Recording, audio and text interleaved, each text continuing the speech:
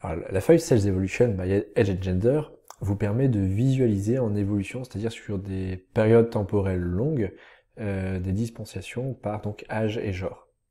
Alors vous avez un premier objet à gauche de la feuille qui permet de visualiser le nombre total de dispensations. Donc c'est important un peu de contrôler l'effectif et de s'assurer qu'on ait un effectif suffisant pour pouvoir garantir que les analyses par âge et genre en pourcentage soient pertinentes. Et là, on vous donne une transparence sur le fait que certaines dispensations OpenElf ne disposent pas de l'information de l'âge et du genre. Donc en fait, en bleu, les barres bleues, c'est le nombre de dispensations, on a cette information. Et en rouge, c'est le nombre de dispensations sur lequel on est en aveugle, donc on n'a pas l'âge et ou pas le genre, ou ni l'un ni l'autre. Donc une fois que vous avez contrôlé l'effectif à gauche, on peut regarder à droite l'évolution des dispensations. Donc on a splitté hommes et femmes. Donc en haut à droite, donc on a par tranche d'âge sur les hommes, l'évolution des dispensations. Donc les courbes sont relativement stables, mais sur 5 ans, on se rend quand même compte qu'il y a des évolutions. Par exemple, la tranche de 60-79 ans pesait en janvier 2015 3,4% des dispensations, alors que 5 ans plus tard, elle a 6,5%, donc elle a doublé, ce qui est assez compatible avec les évolutions démographiques, mais toutefois ça prouve qu'il n'y a pas forcément d'homogénéité temporelle sur la part des dispensations.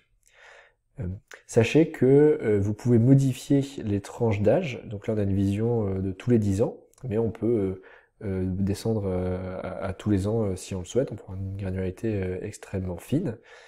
Ça peut être pertinent pour certains produits qui sont où il y a des marqueurs d'âge et donc des phénomènes de cliquet où à partir d'un âge on est censé être suivi, notamment sur les traitements préventifs ou de dépistage.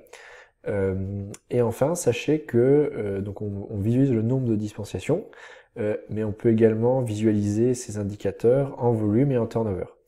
La différence entre les dispensations et le volume tient compte aux quantités sur les tickets de caisse.